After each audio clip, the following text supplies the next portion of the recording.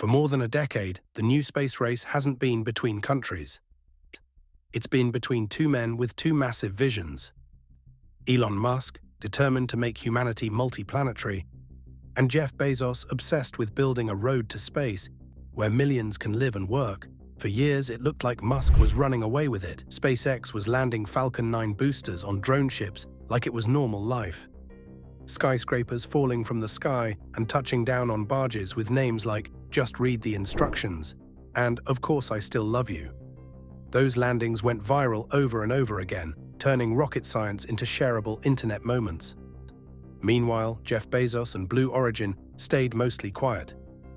They had New Shepard hopping to the edge of space and landing again. But that was suborbital, more a high-tech space ride than a heavy-lift workhorse. In the public eye, the verdict felt simple. Musk was winning. Bezos was behind. End of story. Until now, after years of delays and jokes about always being 2 years away, Blue Origin's giant New Glenn rocket finally thundered off the pad at Cape Canaveral. This wasn't a billionaire joyride, this was a real NASA mission. Escapade, a pair of spacecraft headed for Mars. An earlier New Glenn flight had made it to orbit but failed to land the booster. So this time, Blue Origin badly needed a clean win. As New Glenn climbed, 7 BE-4 engines burned in a blinding steady plume. The upper stage carried Escapade higher and higher, but the real drama was happening far away. 375 miles out at sea, where Blue Origin's drone ship, Jacqueline, waited on rolling waves. Minutes after liftoff, New Glenn's first stage separated, flipped, and started falling back toward Earth. Its engines reignited. The 17-story booster began its controlled freefall, guided by computers, grid fins, and tiny course corrections. Everyone watching remembered SpaceX's early failures. Boosters slamming into the ocean, toppling over, or exploding in bright fireballs. This time, people held their breath. The booster punched through a cloud layer, engines glowing, speed dropping, slowing, then touchdown. A clean, upright, on-target landing on Jacqueline. For the first time ever, Blue Origin had joined one of the most exclusive clubs in engineering. Companies that can land an orbital-class rocket booster on a moving ship at sea. For almost a decade, that club had exactly one member, SpaceX. Now suddenly, there were two. If moments like this in the new space race fascinate you, take a second right now. Support by liking this video, subscribing, and turning on notifications. It only takes a moment, but it tells YouTube that stories about rockets, reusability, and the future of space are worth recommending to more people. And while you're here, drop a comment. Whose strategy do you believe in more?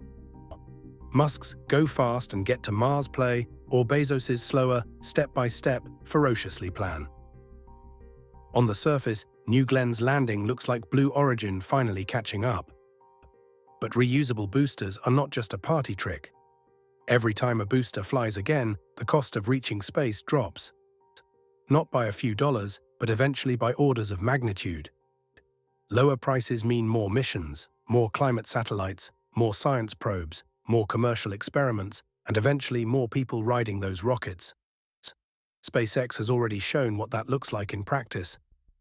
Falcon 9 boosters are reused again and again, launching crew missions for NASA, commercial payloads, and thousands of Starlink satellites. And then there's Starship, a fully reusable, super-heavy rocket designed to carry huge payloads. In Musk's vision, it's the workhorse for everything from lunar landings to Mars colonies and massive space infrastructure. Blue Origin took a different route. Their motto, Gradatim Ferociter, step by step, ferociously, wasn't just marketing, it was literally the roadmap. Step 1. Master suborbital flights and landings with New Shepard. Step 2. Build a powerful methane engine, the BE-4. Step 3. Scale up to New Glenn, designed from day one to land and fly again. Only when those steps lined up did Blue Origin attempt the kind of landing you just watched. A skyscraper-sized booster coming back from the edge of space and balancing itself onto a drone ship. This landing isn't just a technical achievement, it's a statement. The age of disposable rockets is ending. More than one company can now throw a skyscraper into the sky and bring most of it back. The rivalry between Musk and Bezos is often treated like tech bro drama, tweets, memes, and billionaire ego battles. But underneath that noise are two very different visions for the future of humanity. Musk's vision: build self-sustaining cities on Mars, turn humans into a multi-planetary species, and make sure we survive long-term disasters on Earth. Bezos's vision: move heavy industry off the planet, build giant space habitats, and keep Earth as a protected garden where people still live, but without smokestacks and massive factories poisoning the atmosphere. One wants humanity spread across the solar system. The other wants us to protect Earth by lifting our footprint into space. Different personalities, different timelines, different vehicles.